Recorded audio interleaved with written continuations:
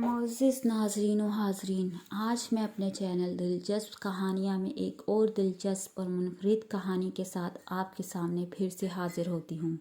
آج کی کہانی ہے لکڑی کی ایک ایسی بالٹی سے متعلق جس کی خاطر دو ریاستوں نے آپس میں جنگ شروع کر دی۔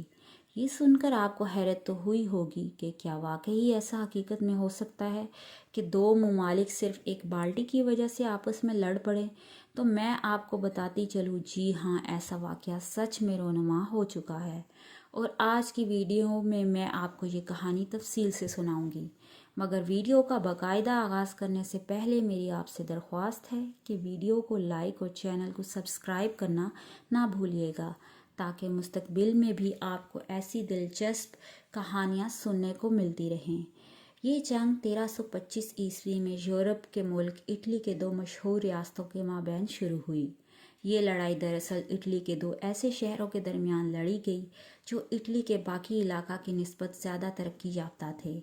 اس وقت اٹلی میں کوئی مرکزی بادشاہت یا حکومت موجود نہیں تھی، جس کی وجہ سے لوگ بہت سے گروہوں میں بٹ کر رہتے تھے اور ایک دوسرے پر غلبہ پانے کی غرض سے ایک دوسرے سے لڑ بھی پڑتے تھے۔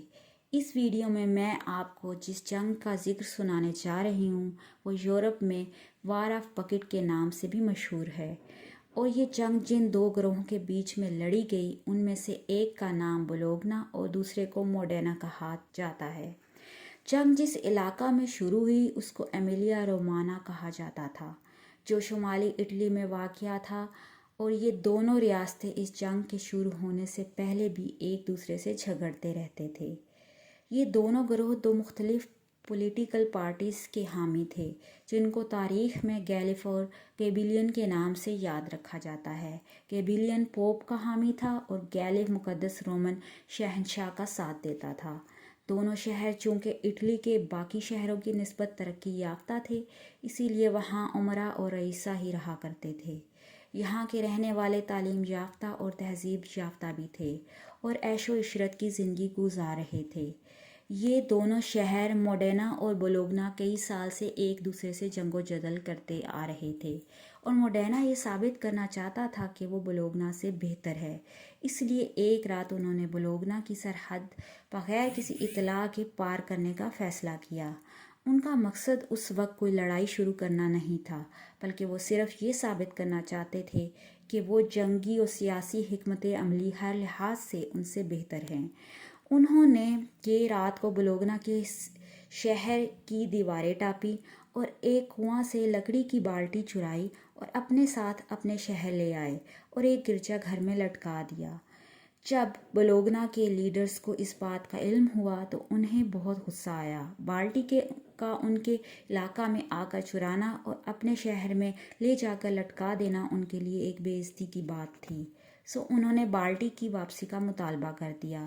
موڈینا گروہ نے اس مطالبے کو انسنا کر دیا، جس نے بولوگنا گروہ کو اور تیش دلا دی، اور انہوں نے بالٹی کی حصولی کے لیے جنگ لڑنے کا اعلان کر دیا۔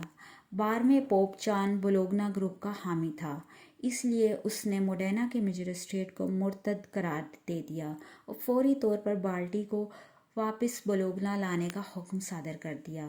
بولوگنا کی آرمی 32,000 سپاہیوں پر مشتمل تھی، جن میں 2,000 گھڑ سوار اور 30,000 اسلحہ سے لیس پیدل مارچ کرنے والے سپاہی تھے۔ یہ فوج تعداد میں موڈینا کے سپاہیوں سے کافی زیادہ تھی۔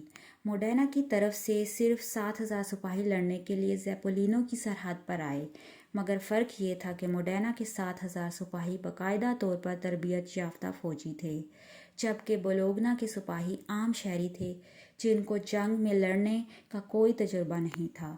جنگ کے شروع میں تو دونوں فوجوں نے بھرپور طور پر حصہ لیا اور اپنی ہر ممکن کوشش کی کہ وہ جنگ جیت سکیں، مگر موڈینا کے سپاہیوں کی جنگی حکمت عملی کے سامنے بولوگنا کے سپاہی زیادہ دیر تک ٹھہر نہ پائے اور شام پڑتے ہی ان کے قدم اکھڑنے لگے۔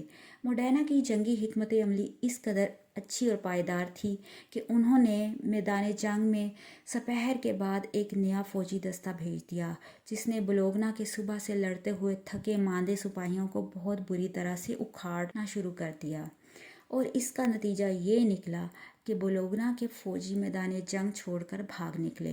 मोडेना के सिपाहियों ने उनका पीछा नहीं छोड़ा और बहुत से बोलोगना के सिपाहियों को कत्ल कर दिया और बहुत सौ को कैदी बना लिया। मोडेना ने ये जंग बहुत आसानी से कम सिपाहियों के बावजूद जीत ली। मोडेना के सिपाही अपने साथ जंग में वो बाल्टी एक अलम की मानद एक छड़ी पर लटकाए मैदान जंग में आए ताकि दुश्मनों को तैश दिला सके। तारीख के औराक में बताया जाता है कि इस जंग में तकरीबन 2000 अमवात हुई और मरने वालों में दोनों ग्रोहों के लोग शामिल थे। और ये भी सुनने में आया है कि मैदान जंग में मोडेना ने अपने हरीफों को चिढ़ाने के लिए एक और बाल्टी चुरा ली, मगर इस बात को तस्दीक से नहीं कहा जा सकता। बाद में इन दोनों हरीफों ने एक अमन के मुआहदा पर दस्तखत भी किए। ये मुआहदा सिर्फ इस बाल्टी को लेकर की गई जंग से मुतल्लिक किया गया था, लेकिन इसके अलावा दोनों हरीफ सियासी इख्तलाफात की वजह से अगले 200 साल तक एक दूसरे से झगड़ते रहे। दौर हाजिर में ये बाल्टी बोलोगना के सिविक म्यूज़ियम में सियाहों की दिलचस्पी का मरकज़ बनी रही है और बोलोगनीस लोग इस बाल्टी को अपने शहर की तारीखी पहचान समझते हैं। इस बाल्टी का जिक्र वहाँ के कई मकामी गानों, नज़्मों और अशार में आज भी किया जाता है। बाल्टी पे लड़ी गई ये जंग देखने वालों को कुरून वस्ता की सियासत का मुख्तसर जायज़ा भी देता है और बताता है कि उस वक्त इटली में एक मुश्तरका बादशाहत या हुकूमत कायम नहीं थी। मुख्तलिफ शहर मुख्तलिफ रियासतों में बटे हुए थे और ये रियासतें मुख्तलिफ सियासी नज़रियात रखती थीं। गोया कि कुरून वस्ता में इटली एक पेचीदा सियासी ढांचा पर कायम था जिसको समझना थोड़ा मुश्किल है लेकिन नामुमकिन नहीं। जी तो नाज़रीन, कैसी लगी आपको आज की कहानी? यकीनन आप इसको सुन के काफ़ी महजूज़ हुए होंगे। अगर वीडियो पसंद आई हो तो वीडियो को लाइक ज़रूर कीजिएगा। अब तक के लिए बस इतना ही। इंशाल्लाह फिर हाज़िर होंगे एक और दिलचस्प मौजू के साथ। अल्लाह हाफ़िज़।